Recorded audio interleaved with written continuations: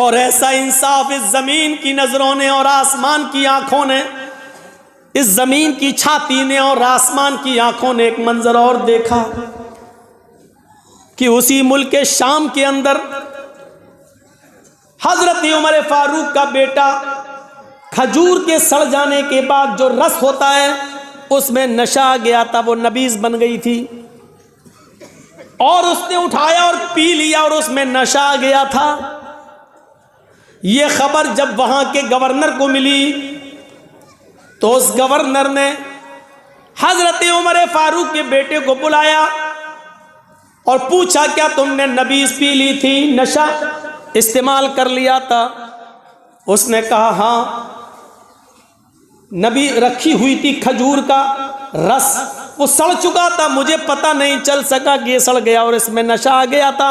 मैंने जब पी ली तो पीने के बाद मुझे नशा आ गया। हाँ, मैंने ये गलती की है, मैंने नशा कर लिया था। कहाँ खड़े हो जाओ। हजरत उमर फारूक के बेटे पर 40 कोड़े मार दिए गए, 40 कोड़े पड़ गए। लेकिन मदीने में जब हजरत उमर को पता चला कि मेरे बेटे को मुल्क शाम में शराब पीने के, नबीज पीने के, नशे वाली चीज इस्तेमाल करने की वजह से नशा आ गया था, पता चला कि वहां के गवर्नर ने उनको 40 कोड़े मार दिए। इसके बावजूद हजरत उमर फारूक ने घोड़ा भेजा, मदीने से घोड़ा भेजा, और घोड़ा भेजने के बाद वहां के अमीर को, वहां के खलीफा को, गवर्नर को लेटर लिखा कि मेरे बेटे को तुरंत इस घोड़े पर बैठाकर मदीने भेजा जाए। घोड़ा मुल्क शाम पहुंचता है, रुका मिलते ही अमर इब्ने आस ने उनके बेटे को उस घोड़े पर बिठा कर रवाना कर दिया। जैसे ही बेटा रवाना होता है और मदीने आता है, हजरत उमर फारूक अपने बेटे को घर में नहीं घुसने देते हैं। कहते हैं, बेटे पहले इधर आओ। कहाँ जा रहे हो? कहा, अम्मी से मिल लूं, बहुत दिनों बाद आ रहा हूं, अम्मी से मुलाकात कर लूं, माँ से मिल लूं। जवाब दिया, बेटे अभी माँ से मत मिलो, अभी इधर आओ। सुना है कि तुमने मुल्क शाम के अंदर खजूर का सड़ा हुआ रस जो नशावर हो चुका था तुमने पी लिया था और उसमें नशा आ गया था। ऐ शराब पीने वालों, स्मोक पीने वालों, गांजा इस्तेमाल करने वालों, हीरोइन इस्तेमाल करने वालों, स्मोक इस्तेमाल करने वालों, ये चीजें तो शराब से बहुत बड़ी हैं। शराब जैसी चीज और 40 कोड़े खाने के बावजूद हजरत उमर फारूक ने अपने बेटे को मदीने बुलाया और जब ये पूछा तो बेटे ने कहा, अरे अब्बू, ये सब चीजें अनजाने में हो गई, धोखे में हो गई, मुझे पता नहीं चल सका, लेकिन मुझे 40 कोड़े मार दिए गए हैं, मैंने सजा भुगत ली है। हजरत उमर ने कहा, नहीं मेरे बेटे, सजा तुम्हें आज मिलेगी। मैंने 4 जल्लादों को खड़ा किया है, एक जल्लाद 10 कोड़े मारेगा, उसके बाद हट जाएगा, क्योंकि अब उसके हाथ में मारने की ताकत कुछ कम हो जाएगी। दूसरा जल्लाद 10 कोड़े मारेगा, तीसरा मारेगा, चौथा फिर 10 कोड़े मारेगा। आज तुम्हें 40 कोड़े लगाए जाएंगे। बेटे ने कहा, अब्बू जान ये तो जुल्म है। कहा, नहीं मेरे बेटे, यही इंसाफ है, यही अदल है। खड़ा कर दिया गया और उस बेटे के जिस्म पर बाप ने, हजरत उमर ने अपनी आंखों के सामने कोड़े पड़वाए, अपनी आंखों के सामने उस बच्चे पर कोड़े पड़ रहे हैं। बाप के आंखों में आंसू है लेकिन जमीन पर नहीं गिरने देता है। अदल का तकाजा यही है। जब 40 कोड़े बेटे को मिल गए, बेटे ने खा लिए, माँ ये सदमा बर्दाश्त नहीं कर पा रही है। कोई भी हो, लखते जिगर होता है, बेटा बेटा होता है, लेकिन उसने तुतलाते हुए जबान में पूछ ही लिया, अमीरुल मोमिनीन मेरे बेटे को ये बाद में 40 कोड़े किस हैसियत से मारे गए हैं? अरे मेरे शौहर, जब 40 कोड़े मुल्क शाम में पड़ चुके थे तो यहाँ किस जुर्म में उसको कोड़े लगाए जा रहे हैं? हजरत उमर ने जवाब दिया, अरे मेरी बीवी और अरे समाज के लोगों, मैंने ये कोड़े इसलिए यहाँ लगाए क्योंकि मुझे यकीन नहीं है हजरत अमर इब्न आस ने मेरे बेटे पर जो कोड़े मारे हैं वो जोर से कोड़े मारे गए होंगे, वो पूरी ताकत से कोड़े बरसाए गए होंगे। मुझे उम्मीद नहीं है, क्योंकि जब मेरे बेटे को कोड़े मारे जा रहे होंगे तो अमर इब्न आस के सामने ये बात रही होगी कि ये उमर फारूक का बेटा है, और जिस जल्लाद ने कोड़े मारे होंगे वो भी मालूम होगा कि ये उमर का बेटा है। तो जितनी जोर से कोड़ा मारना चाहिए उतनी जोर से मेरे बेटे को कोड़ा नहीं मारा गया होगा, इसलिए कि ये उमर का बेटा है, इसके साथ रियायत की गई होगी। मेरी बीवी और समाज के लोगों, मुझे अमर इब्न आस और वहां के जल्लाद के कोड़ों पर एतबार नहीं है, इसलिए मैंने अपनी आंखों के सामने इन जल्लादों से 40 कोड़े मरवाए हैं, पड़वाए हैं। अब मुझे यकीन है कि मेरे कोड़े को, मेरे बेटे को जो सजा मिली वो सही। अब मैं कयामत के दिन अल्लाह के सामने, अर्श के सामने खड़े होकर कह सकता हूं कि मैंने अपने बेटे को अपनी आंखों के सामने सजा दिलवाई। ये अदल था, ये अदल, और इस अदल के बिना मेरे भाइयों इंसानियत जिंदा नहीं रह सकती है। इंसानियत का एहतराम तभी होगा जब अदल हमारे अंदर पाया जाएगा, चाहे वो हिंदू हो, मुसलमान हो, सिख हो, ईसाई हो, आपका अपने घर में आपके औलाद हो, आपकी बेटे और बेटियां हो, आपके रिलेटिव्स, रिश्तेदार हो, जब तक अदल नहीं होगा इंसानियत जिंदा नहीं रहेगी। इंसानियत को जिंदा रखना है तो अदल का तकाजा है मेरे भाइयों कि सबके साथ अदल किया जाए। वला यजरिमन्नकुम शनानु कौमिन अला अल्ला तादिलू इअदिलू हुवा अक़रबु लित्तक़वा। सबके साथ इंसाफ करो और यही तक़वा के ज्यादा करीब है और इंसानियत का दर्स देता है कुरान। मिस्र के अंदर, मिस्र के गवर्नर थे अमर इब्न आस, और अमर इब्न आस का बेटा घोड़े पर बैठा हुआ था और कहने लगा, है कोई जो घोड़ा मुझसे भी ज्यादा तेज रफ्तार चला सके, मुझसे अच्छा कोई घोड़ा दौड़ा सके? एक छोटा सा 12, 13, 14 साल का एक यहूदी का बच्चा उठता है और कहता है कि हाँ आओ दौड़ लगाते हैं, देखते हैं कौन अच्छा घोड़ा दौड़ाता है, कौन आगे निकलता है। हजरत अमर इब्न आस, जिनको गवर्नर बनाया था हजरत उमर फारूक ने, उनका बेटा कहता आओ दौड़ लगा लो। दोनों ने घोड़े को दौड़ाया। अमर इब्न आस का बेटा भी घोड़ा दौड़ाता है, अमर इब्न आस का बेटा भी घोड़ा दौड़ाता है, वो यहूदी का 12, 13 साल का बच्चा भी घोड़ा दौड़ाता है। घोड़ा दौड़ाने में यहूदी का बच्चा माहिर निकलता है, एक्सपर्ट निकलता है, और वो किसी भी तरीके से अमर इब्न आस के बच्चे को पछाड़ देता है और आगे निकल जाता है यहूदी का बच्चा, और आकर कहता है कि लो मैं जीत गया, मैंने अच्छा घोड़ा दौड़ाया। अमर इब्न आस का बेटा आगे बढ़ता है और आगे बढ़ते ही उसके चेहरे पर एक थप्पड़ मार देता है। एक थप्पड़ किसको? यहूदी बच्चे को। कौन मारता है? गवर्नर का बेटा, अमर इब्न आस का बेटा। ये छोटा बच्चा 12, 13 साल का कहता है आपने मुझे नाहक मारा है, अगर आप मुझे बदला नहीं देंगे, इंतकाम नहीं देंगे, किसास नहीं देंगे, तो फिर मैं आपकी शिकायत गवर्नर की अदालत में करेंगे। अमर इब्न आस के पास मैं इसकी शिकायत में तो आपकी शिकायत ले जाऊंगा। अमर इब्न आस का बेटा मुस्कुराते हुए कहता है जा चल, मेरा कोई कुछ नहीं कर सकता। बिल्कुल वही अंदाज लग रहा है ना जैसे लखीमपुर खीरी में मंत्री का बेटा गाड़ी चढ़ा रहा है और पुलिस पकड़ के ले जा रही है, तो मंत्री का इस्तीफा ही नहीं लिया जा रहा है, ना दिया जा रहा है। मंत्री के बेटे का कुछ हो ही नहीं सकता है भैया, बाप गिरहा राजमंत्री है। और देख लीजिए आजम खां 2 साल से जेल में पड़े हुए हैं। 8-8 किसानों की कि बॉडी पर गाड़ियां चलाने वाला 3 महीने में 4 महीने में जेल से बाहर निकल आता है।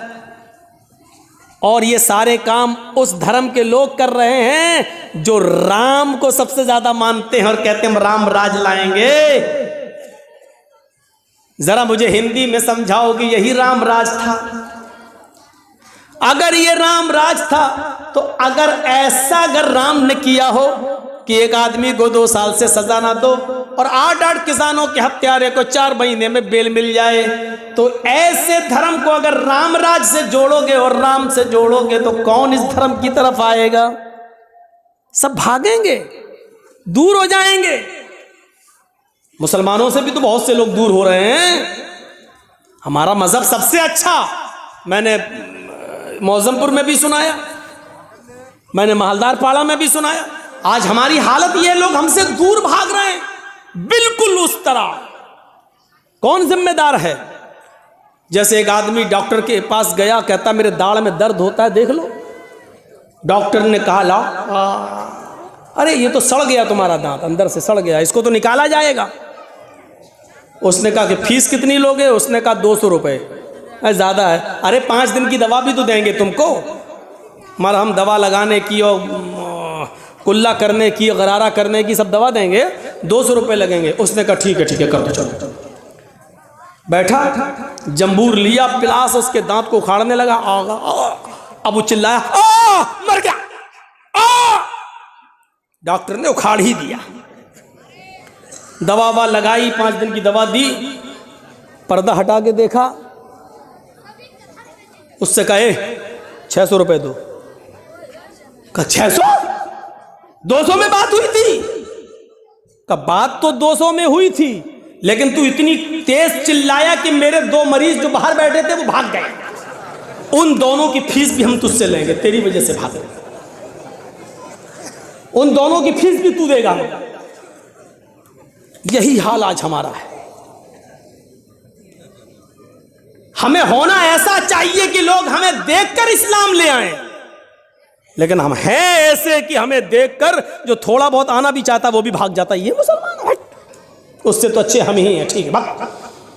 तो जो भाग रहे हैं उनका गुनाह भी तुम्हारे सर पे लादा जाएगा, हमारे सर पे लादा जाएगा। ये कंडीशन है आज हमारी। अदल और इंसाफ नाम की कोई चीज अब अपनों में बाकी नहीं रही। वला काजी ये मारा जो ये इसने यहूदी बच्चे को जो मार दिया था पढ़, तो उसने क्या कहा? यहां से बात मेरी कट गई थी, वो टेनी वेनी निकल गया, वो लखीमपुर खीरी का मामला मेरे जहन में आ गया। तो उस यहूदी बच्चे ने कहा कि मैं मुकदमा दायर करूंगा। तो इसने क्या कहा? हमारे इब्न आस के बेटे ने, जा कर दे, मेरा कोई कुछ नहीं कर सकता। लड़के ने कहा नहीं, इंसाफ होगा। कहा इंसाफ कौन करेगा? जिसके पास तू जा रहा है हमारे अपने पास, वो मेरे बाप हैं। लड़का चुप हो गया, तुम्हारे बाप हैं?